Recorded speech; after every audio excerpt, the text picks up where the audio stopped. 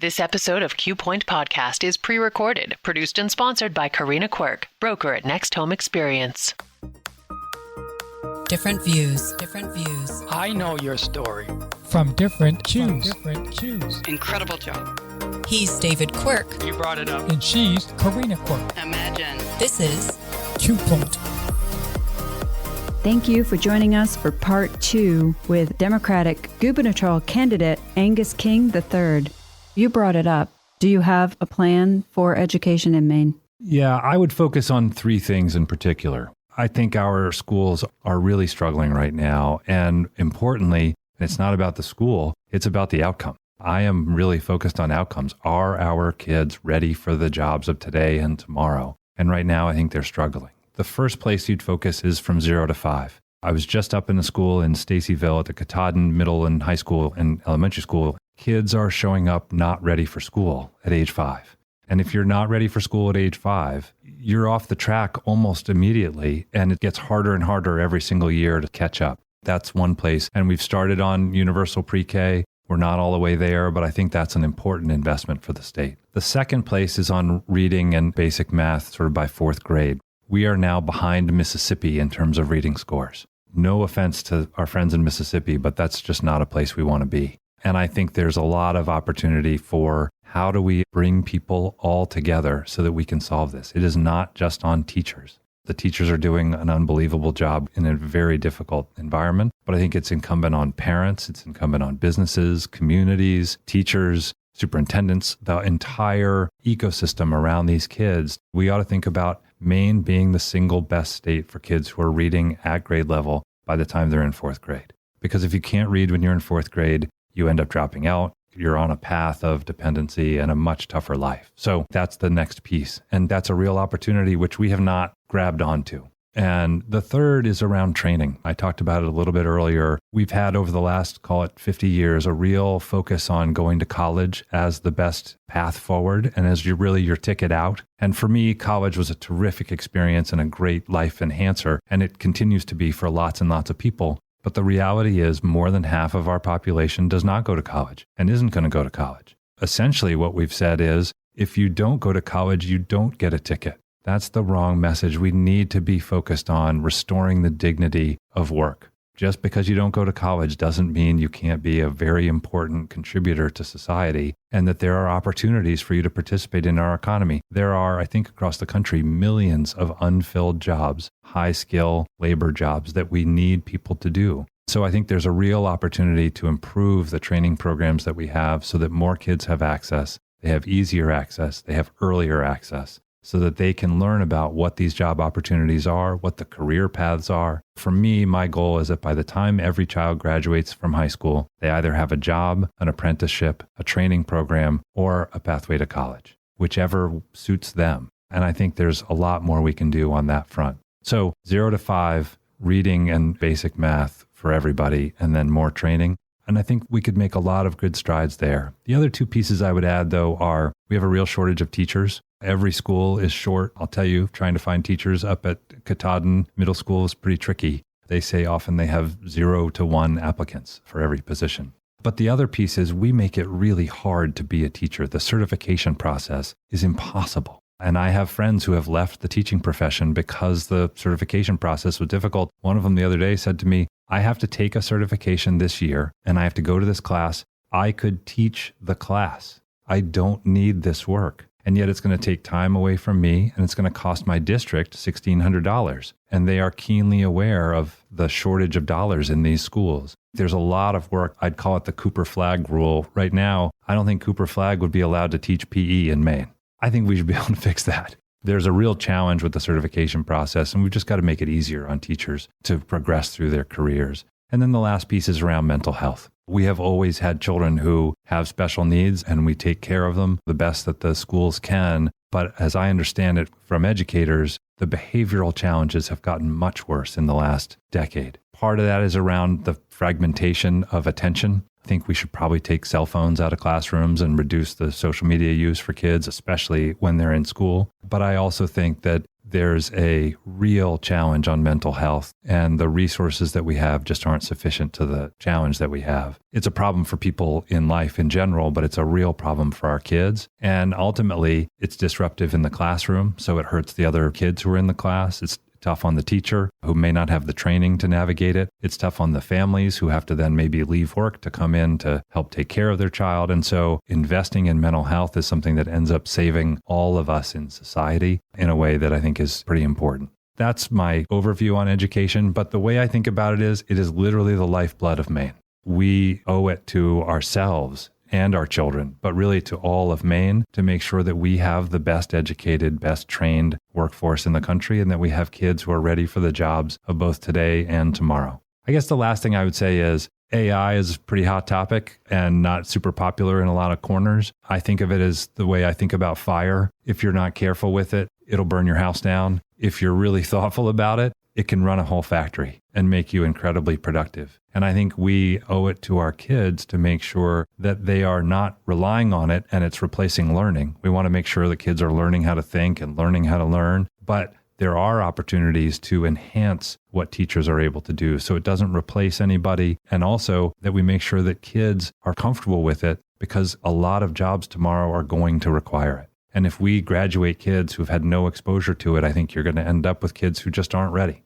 It's a delicate topic, and I know that there are a lot of people who have strong feelings about it, but I don't think we can put our heads in the sand and ignore that it's coming. To me, that's an important piece of this story, and an important piece of this, how do we think differently? How do we really lean in and think about, here's the outcome that we want for our children, and then how do we reimagine this educational system so that we're delivering that for our kids? So as we were talking about energy costs, and I just showed you one of our EV chargers that CMP charged us $9.17 a kilowatt. How are we going to get other businesses into this state with our high demand charges on our electricity bills?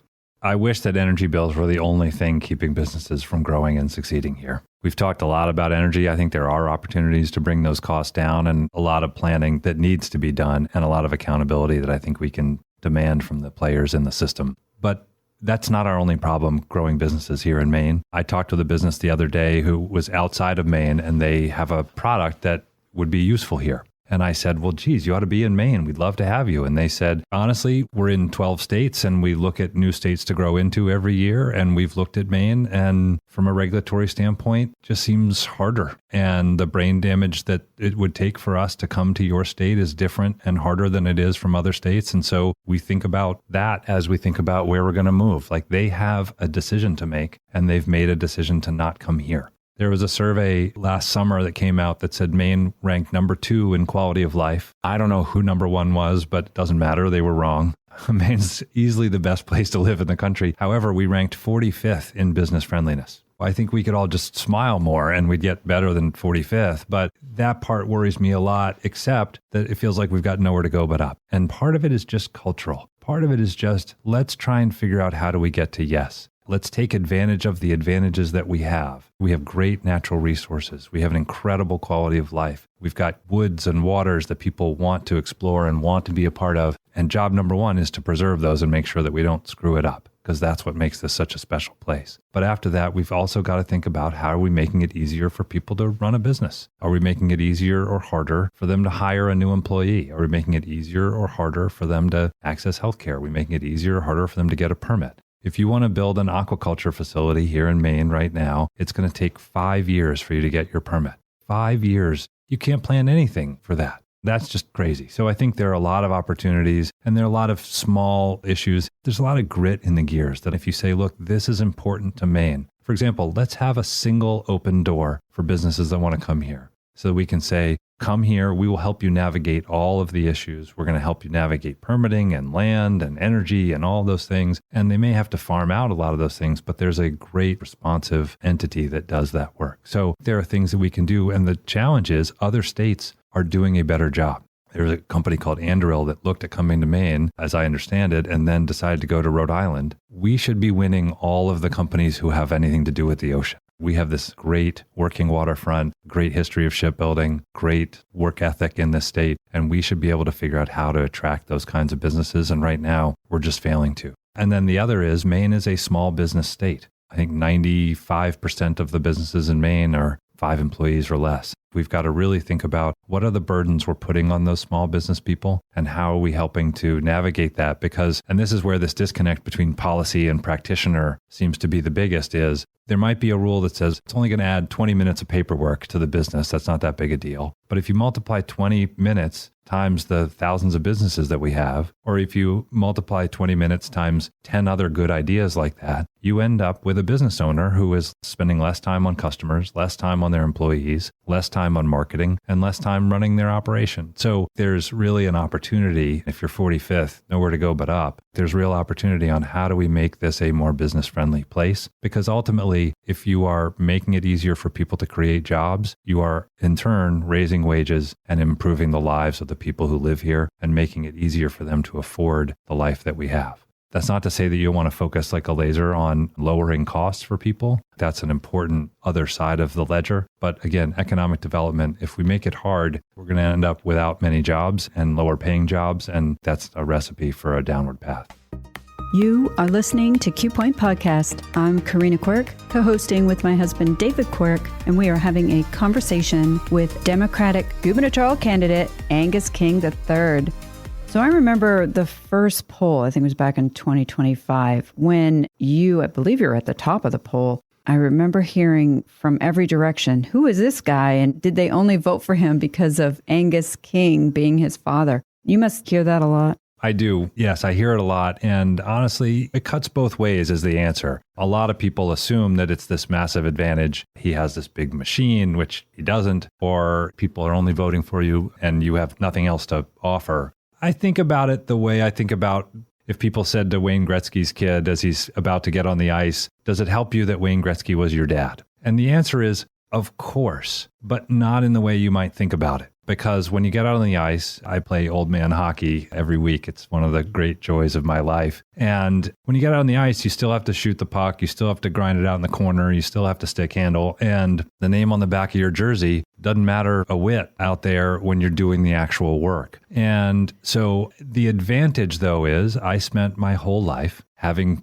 breakfast and dinner with, obviously I'm biased here, but with one of America's great public servants. So listening to him and really evolving my philosophy around integrity, around listening to both sides, around being bipartisan, around figuring out how do I get things done and how do I accomplish something. And that's the most important thing. The outcome is what's important. That kind of teaching and then exploring all of the issues of the day with this person, that's an advantage that I just feel very fortunate for. So it certainly helps, but it's from that perspective, I think, is where the help comes. Where it cuts both ways is I am probably the most disappointing person in Maine. People hear that they're going to meet Angus King. They get all excited. And then I walk in, you can sort of see their shoulders sag and they think, thought I was going to meet Angus King. And I say, no, really, I am Angus King. And then the upside is all I have to do is string a couple of sentences together and they're back to thinking, oh, okay, he's not that bad a guy. So it cuts both ways. But to me, what's important is I've done a lot of work in my life to, I think, improve people's lives. That's the experience that I think is important. So I have a lot of experience. I have done a lot of things that have helped Maine. I've helped a lot of people. So I'm running on my own, but I certainly don't discount the fact that it's an advantage to have grown up with that person who made me a lot of who I am today. Is he excited that you're running? I think if you'd asked him, he would say, where did I go wrong? But of course, he's a proud parent, just like my mom is, and I feel very lucky to have their support. You need that kind of support. There are hard days out on the trail, and I'm proud to have his Does he give you advice? He does. As he says, he's been giving me advice since I was 5 years old. The best advice, though, is be yourself. And I think that is actually genuinely terrific advice. And it makes this whole exercise a lot easier because it is a hard thing to go out there every day and meet people. And, essentially you're trying to convince them that you're going to be the person who's going to take care of the state and take care of them. It's much, much easier if you are who you are. Because there are a lot of people who want to push you into being something else, being someone else, being a different type. That's just too much to keep track of. And people can tell when you're not being authentic. So I feel like I've got this gift of I'm going to run as who I am based on the experience that I have. And I'm going to call him like I see him. And then if that works out, that's a terrific outcome. And if it doesn't work out, I will have had a great experience. This is really one of life's great privileges to get to meet the people of Maine in the way that I'm doing.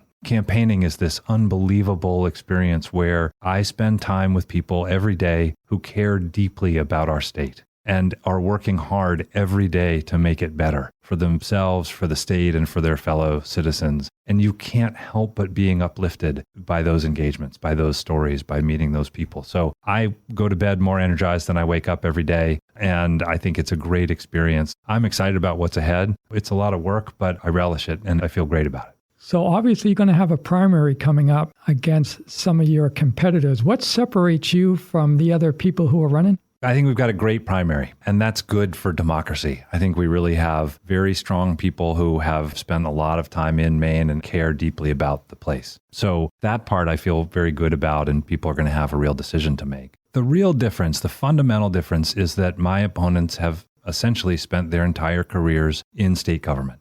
I think there is a real difference between having spent your career in state government and having spent it outside. I had this old professor who used to say, I don't care what school you went to, I care what school of experience you went to. My experience is building homes and building companies and creating jobs and creating clean energy and doing it all by bringing people together, listening, and then ultimately being accountable for the dollars and the results. That kind of experience is actually what we need right now in Maine. This is a moment. My resume is not one that's been in Augusta for a long time. It's not a big 10-point plan or dusty report, but I don't think it's an ordinary moment. I don't think it's a moment that calls for that. Growing up in the legislature is not necessarily the only path. And I think this is a chief executive role. And I think an executive role is actually very, very different from a legislative role. It's one where you have to set a vision. You actually have to find common ground. A lot of the job is find the right people, put them in the right seats, give them direction, and then clear problems out of the way so that they can get their jobs done. There's an opportunity to be the convener in chief, as I mentioned, to be the leader for people. And I think that's an experience that I've had. And you've also got to be able to think differently. Someone who's not been in the maw of Augusta for the last 20 years, I just don't think things are working for most people. Part of what's motivating me to run is that I am not satisfied with the system, and a lot of people are not satisfied with the system. They're angry, they're afraid, they're alienated, and I think it's time for somebody who comes from that world who is frustrated and wants to fix it and wants to go out and how do we think differently? How do we think creatively? How do we innovate? And then ultimately, how do we get people together to get stuff done? Because if you don't get stuff done, then it doesn't really matter what the ideas are. There is a real difference between somebody who has spent most of their life in policy versus someone who has spent most of their life practicing. And that distinction in this moment, with expertise in housing and energy, where we've got some real challenges, is a profile that I think is pretty important. I also happen to love to hunt and fish and hike and do a lot of things that make Maine, Maine. And I think that's also an important part of the Maine story. And if you have a leader who does those things, maybe it doesn't matter. But for me, it makes me feel more connected to this place. Not to say that my opponents aren't connected to the place. They certainly are. But for me, it's an important part of the story. Have you been following the alleged overbilling of Maine Care funds to Gateway Community Services? A little bit, yeah. What are your thoughts on that? We have a lot of new Mainers, and it's important to be welcoming to the folks. We need more people here in Maine, but at the same time, we have to have a zero tolerance policy on fraud. Those are ultimately tax dollars. So I don't know all of the details, and I don't want to prejudge. And so I want to make sure that there's a thoughtful investigation and that we make sure that we go through it in a fair and balanced way, because making sure that services are available is an important thing. However, if there is actual fraud, then that's something that we've got to address and root out and make sure that it doesn't happen, because ultimately those are taxpayer dollars, and they're dollars that could be going to helping other people here in Maine. Again, don't want to prejudge the outcome, but if that's the outcome that's there, then it's unacceptable, and we've got to make sure that we don't allow it going forward. You are listening to Q Point Podcast. I'm Karina Quirk, co-hosting with my husband, David Quirk, and we are having a conversation with Democratic gubernatorial candidate Angus King III. So what do you think about those that consider Maine divided into two Maines? How do you bring that together? I'll tell you, I think it's actually sometimes more like 480 Maines. Every town has its own flavor. and its own history and its own people, and literally from how it was first settled. And you've got to be thoughtful about those differences. You've got to be aware that different towns are going to have different solutions that are going to make sense. So I think it's important, as you're the governor of the state, to think about how are we making sure that we're not dictating things from above, but at the same time, how are we helping towns in a way that's productive? So yes, a lot of people talk about the two Maines, and there are some differences for sure between the North and the South, but I think we've got to be more thoughtful than that. I just think it's a little too broad to talk about just the two. But as you think about all of those different versions of Maine, we are all still Mainers, as I mentioned. People still really care deeply about our state, and they are committed to it. The people who have moved away and come back, the people who grew up and never left their town. I recently visited a high school, and there was a teacher there who has been at the school for more than 40 years, and she was also a student there. She literally is the fabric of that school. So thinking about how are you reacting and responding and taking care of, these are the things that make Maine special, are really important. So you think about, again, the natural resources that we have and what are the things that we can do. For example, what can we do about economic development? Well, we have this ocean, we have woods and waters, we have fiber and blueberries and lobsters and fish and shipbuilders and things that we have been doing for a long time. How do we add more value to those things? How do we innovate in those things? How do we support the people who are doing really interesting work in life sciences, for example? We're not going to compete with Boston or San Francisco or some of those places,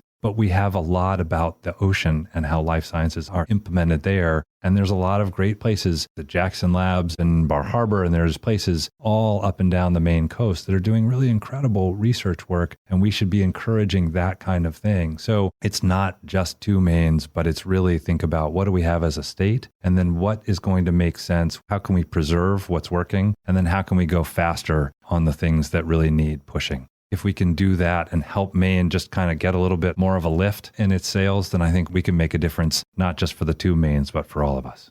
So you were talking to us about fishing and hunting. What about your family life? Obviously, you must have talked to your wife about running and your kids. How did that go? Those were an important 3 votes. I mean, if you don't have those 3, you're probably out of luck. I'm very lucky. My family was understanding. My children are 18 and 20. So my daughter's out of the house in college and my son's a senior in high school. And late stage teenagers, they sort of look up from whatever they're working on and they say, yeah, okay, Dad, whatever works for you. Although my daughter the other day said to my wife, I thought that was very sweet. She said, you know what, Mom? I have never seen Dad so energized and excited about what he's doing. And I've been working on things that have been interesting and exciting for me for a long time. And so I thought that was a pretty good indicator from someone who obviously knows me pretty well. And my wife, I just couldn't be luckier. I literally have the most wonderful spouse you could imagine. And if I came home today and said, well, I did the interview and it was terrible and I've decided I'm not going to run, they talked me out of it. I don't know that she would cry a lot of tears about, I'm not sure this is her dream, but she also believes that I can make a difference.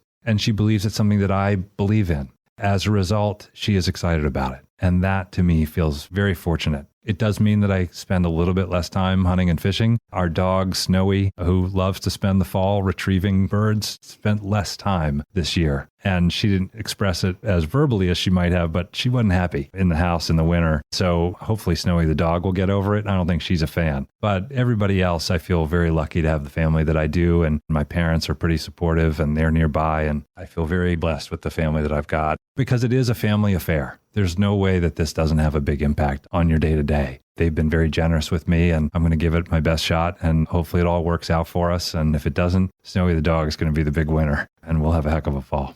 What would you like the voters of Maine to know?